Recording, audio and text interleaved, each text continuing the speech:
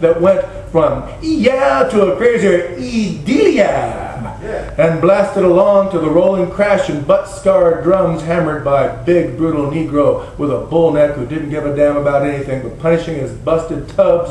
Crash, rattle-tee, boom, crash. Uproars of music, and the tenor man had it, and everybody knew he had it. Dean was clutching his head in the crowd, and it was a mad crowd. They were all urging the tenor man to hold it up and keep it with cries and wild eyes, and he was raising himself from a crouch, cries and wild crouch, and going down again with his horn, looping it up in a clear cry above the furor. A 6-foot skinny Negro woman was rolling her bones at the man's horn bell, and he just jabbed it at her, E. Everybody was rocking and roaring. Galatea and Marie, with beer in their hands, were standing on their chairs, shaking and jumping. Groups of colored guys stumbled in from the street, falling over one another to get there. "Stay with it, man," roared a man with a foghorn voice, and let out a big groan that must have been heard clear out in Sacramento. "Ah-ha! Woo-hoo!" said Dean. He was rubbing his chest, his belly, the sweat splashed from his face. Boom, kick, that drummer was kicking his drums down the cellar and rolling the beat upstairs with his murderous sticks, rattly boom. A big fat man was jumping on the platform, making it sag and creak. Yo! The pianist was only pounding the keys with spread eagle fingers, chords at intervals, when the great tenor man was drawing breath from another blast. Chinese chords, shuddering the piano in every timbre, clink and wire, boing. The tenor man jumped down from the platform and stood in the crowd, blowing around. His hat was over his eyes. Somebody pushed it back for him. He just hauled back and stamped his foot and blew down a hoarse, bawling blast and drew breath and raised the horn and blew high, wide, and screaming in the air. Dean was directly in front of him with his face lowered to the bell of the horn, clapping his hands, pouring sweat on the man's keys, and the man noticed and laughed in his horn a long, quivering, crazy laugh, and everybody else laughed, and they rocked and rocked, and finally the tenor man decided to blow his top and crouched down and held a note in high C for a long time as everything else crashed along and the cries increased, and I thought the cops would come swarming from the nearest precinct. Dean was in a trance. The tenor man's eyes were fixed straight on him. He had a madman who not only understood but cared and wanted to understand more and much more than there was, and they began dueling for this. Everything came out of the horn. No more phrases, just cries, cries. Bah! And down to beep, and up to ee, and down to clinkers, and over to sideways echoing horn sounds. He tried everything, up, down, sideways, upside down, horizontal, 30 degrees, 40 degrees, and finally he fell back in somebody's arms and gave up, and everybody pushed around and yelled, "Yes! Yes! He blowed that one!" Dean wiped himself with his handkerchief. Then up stepped the tenor man on the bandstand and asked for a slow beat and looked sadly out the open door over people's heads and began singing, "Close Your Eyes." Things quieted down a minute. The tenor man wore a tattered suede jacket, a purple shirt, cracked shoes, and zoot pants without press. He didn't care. He looked like a Negro hassle. His big brown eyes were concerned with sadness and the singing of songs slowly and with long, thoughtful pauses. But in the second chorus, he got excited and grabbed the mic and jumped down from the bandstand and bent to it. To sing a note, he had to touch his shoe tops and pull it all up and blow, and he blew so much he staggered from the effect and only recovered himself in time for the next long, slow note. Music play. He leaned back with his face to the ceiling, mic held below. He shook, he swayed. Then he leaned in, almost falling with his face against the mic. Make it dreamy for dancing. And he looked at the street outside with his lips curled in scorn. Billie Holiday's hip sneer. While we go romancing, he staggered sideways. Love's a holiday. He shook his head with disgust and weariness at the whole world. Will make it seem. What would it make it seem? Everybody waited. He mourned. Okay. The piano hit a chord. So baby, come on, just close your pretty little eyes. His mouth quivered. He looked at us. Dean and me with an expression that seemed to say, hey now, what's this thing we're all doing in this sad brown world? And then he came to the end of his song, and for this there had to be elaborate preparations, during which time you could send all the messages to Garcia around the world 12 times, and what difference did it make to anybody? Because here we were dealing with the pit and prune juice of poor beat life itself in the god-awful streets of man. So he said it and sang it. Close your, and blew it way up to the ceiling and through to the stars and on out. Eyes, and staggered off the platform to brood. He sat in the corner with a bunch of boys and paid no attention to them. He looked down and wept. He was the greatest. Dean and I went over to talk to him. We invited him out to the car. In the car, he suddenly yelled, "Yes! Ain't nothing I like better than good kicks. Where do we go?" Gene jumped up and down in the seat, giggling maniacally. "Later, later," said the tenor man. "I'll get my boy to drive us down to Jameson's Nook. I got to sing. Man, I live to sing. Been singing close to your eyes for 2 weeks. I don't want to sing nothing else. What are you boys up to?" We told them we were going to New York in 2 days. "Lord, I ain't never been there. They tell me it's a real jumping town, but I ain't got no cause complaining where I am. I'm married, you know." "Oh, yes," said Dean, lighting up. "And where is this darling tonight?" "What do you mean?" said the tenor man, looking at him out the corner of his eye.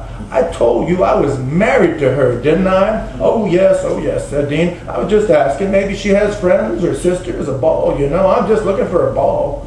"Yeah. What's a good ball? Life's too sad to be balling all the time," said the tenor man, lowering his eyes to the street. "Shit," he said. "I ain't got no money and I don't care tonight." We went back in for more. The girls were so disgusted with Dean and me for gunning off and jumping around that they had left and gone to Jameson's Nook and foot. The car wouldn't run anyway. We saw a horrible sight at the bar. In the bar, a white hipster fairy had come in wearing a Hawaiian shirt and was asking the big drummer if he could sit in. The musicians looked at him suspiciously. "Do you blow?"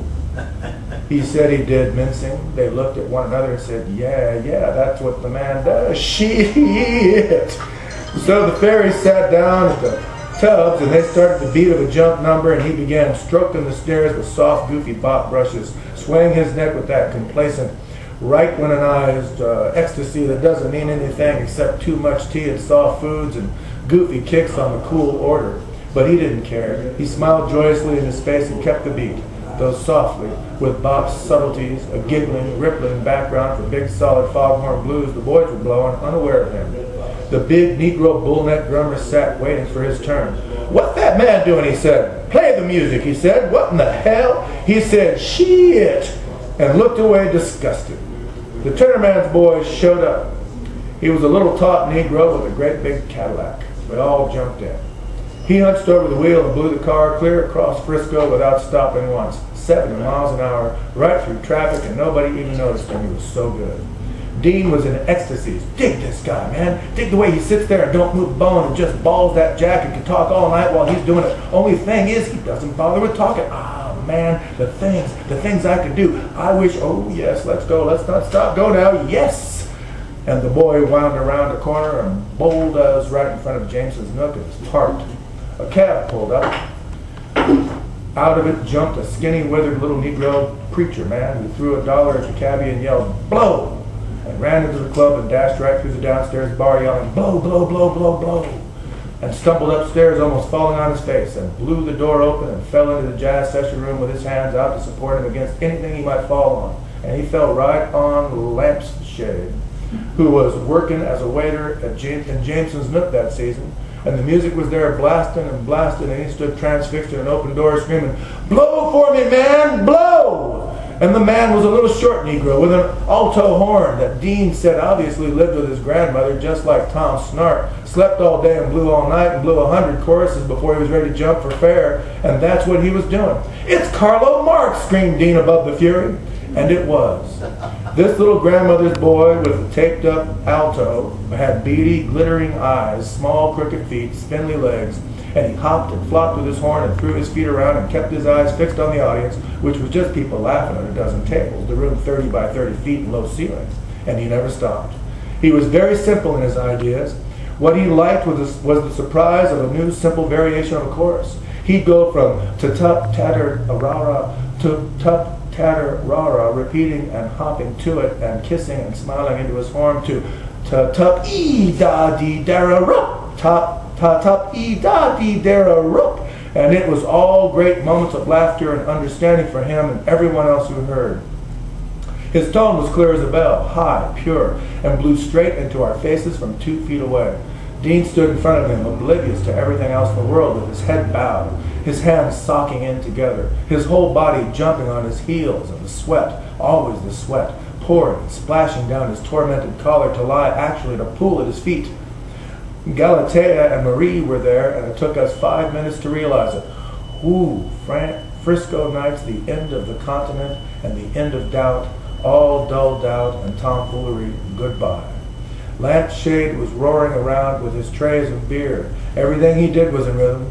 He yelled at the waiters with the beat, "Hey now, baby, baby, make away, it's Lampshade coming your way." And he hurled by her with the beers in the air and roared through the swinging doors into the kitchen and danced with the cooks and came sweating back. The horn man sat absolutely motionless at a corner table with an untouched drink in front of him, staring goop-eyed into space, his hands hanging at his sides till they almost touched the floor. His feet outspread like lolling tongues, his body shriveled into absolute weariness and entranced sorrow. And what all was on his mind? A man who knocked himself out every evening and let the others put the quietus to him in the night. Everything swirled around him like a cloud. And that little grandmother's alto, that little Carlo Marx, hopped and monkey danced with his magic horn and blew 200 choruses of blues, each one more frantic than the other, and no signs of failing energy or willingness to call anything a day. The whole room shivered. On the corner of 4th and Folsom, an hour later, I stood with Ed Fournier, a San Francisco alto man who waited with me while Dean made a phone call in a saloon to have Roy Johnson pick us up. It wasn't anything much. We were just talking, except that suddenly we saw a very strange and insane sight. It was Dean. He wanted to give Roy Johnson the address of the bar, so he told him to hold the phone a minute and ran out to see. And to do this, he had to rush pell-mell through a long bar of brawling drinkers in white shirt sleeves, go to the middle of the street, and look at the post signs. He did this, crouched low on the ground like Groucho Marx, his feet carrying him with amazing swiftness out of the bar, like an apparition, with his balloon thumbs stuck up in the night, and came to a whirling stop in the middle of the road, looking everywhere above him for the signs. They were hard to see in the dark, and he spun a dozen times in the road, thumb upheld in a wild, anxious silence. A wild-haired person with a ballooning thumb held up like a great goose of the sky, spinning and spinning in the dark, the other hand distractedly inside his pants.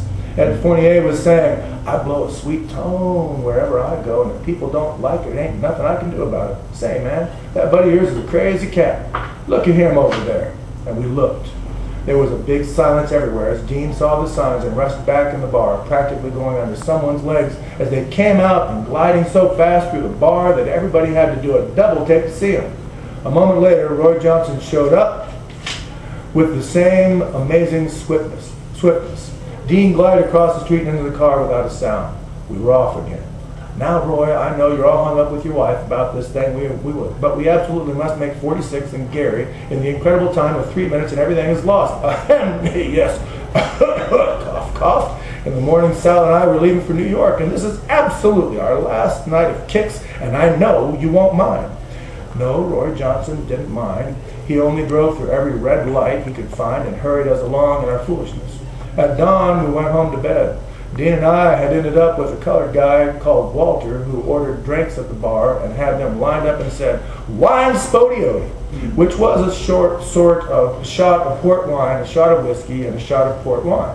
"Nice sweet jacket for all that bad whiskey," he yelled. He invited us to his home for a bottle of beer. He lived in the tenements in back of Howard. His wife was asleep when we came in. The only light in the apartment was the bulb over her bed. We had to get up on a chair and unscrew the bulb as she lay smiling there. Dean did it, fluttering his lashes. She was about 15 years older than Walter and the sweetest woman in the world.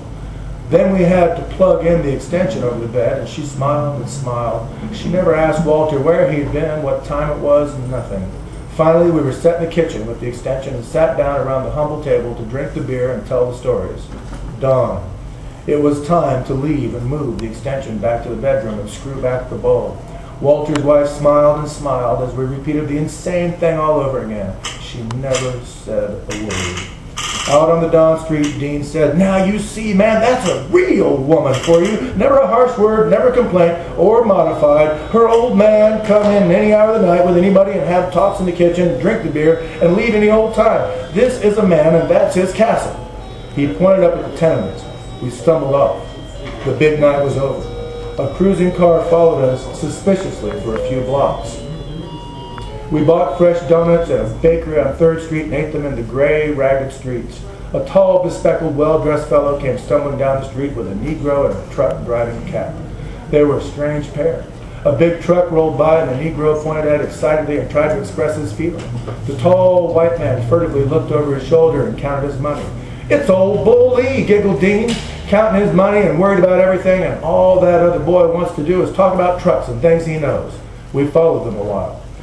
Holy flowers floating in the air were all these tired faces in the dawn of jazz America. We had to sleep. Galatea Dunkles was out of the question. Dean knew a railroad brakeman called Ernest Burke who lived with his father in a hotel room on 3rd Street. Originally, he'd been on good terms with him, but lately not so, and the idea was for me to try persuading them to let us sleep on the floor. It was horrible. I had to call from a morning diner. The old man answered the phone suspiciously. He remembered me from what his son had told him. To our surprise, he came down to the lobby and let us in. It was just a sad old brown Frisco hotel. We went upstairs and the old man was kind enough to give us the entire bed. I had to get up anyway, he said, and retired to the little kitchenette to brew coffee. He began telling stories about his railroading days. He reminded me of my father. I stayed up and listened to the stories. Dean, not listening, was washing his teeth and bustling around and saying, "Yes, that's right," to everything he said. Finally we slept, and in the morning Ernest came back from a Western Division run and took to bed as Dean and I got up. Now old Mr. Burke dolled himself up for the date with his middle-aged sweetheart. He put on a green tweed suit, a cloth cap, also green tweed, and stuck a flower in his lapel. These romantic old broken-down Frisco brakemen live sad but eager lives of their own, I told Dean in the toilet. It was very kind of him to let us sleep here. "Yes, yes," said Dean, not listening. He rushed out to get a travel bureau car. My job was to hurry to Galatea Dunkles for our bags. She was sitting on the floor with her fortune-telling cards. "Well, goodbye, Galatea, and I hope everything works out fine. When Ed gets back, I'm going to take him to Jameson's Nook every night and let him get his fill of madness. Do you think that'll work, Sal? I don't know what to do." What do the cards say? The ace of spades is far away from him. The heart cards always surround him. The queen of hearts is never far. See this jack of spades? That's Dean. He's always around. "Well, we're leaving for New York in an hour. Someday Dean's going to go on one of those trips and never come back." She let me take a shower and shave, and then I said goodbye and took the bags downstairs and hailed a Frisco taxi jitney, which was an ordinary taxi that ran a regular route, and you could hail it from any corner and ride to any quarter you want for about 15 cents, cramped in with other passengers like on a bus, but talking and telling jokes like in a private car. Mission Street that last day in Frisco was a great riot of construction work, children playing, whooping Negroes coming home from work, dust, excitement, the great buzzing and vibrating hum of what is really America's most excited city. And overhead the pure blue sky and the joy of the foggy sea that always rolls in at night to make everybody hungry for food and further excitement. I hated to leave. My stay had lasted 60-odd hours. With frantic Dean, I was rushing through the world without a chance to see it. In the afternoon, we were buzzing towards Sacramento and eastward again. See Griffin? Yeah. Thanks. Are you sure?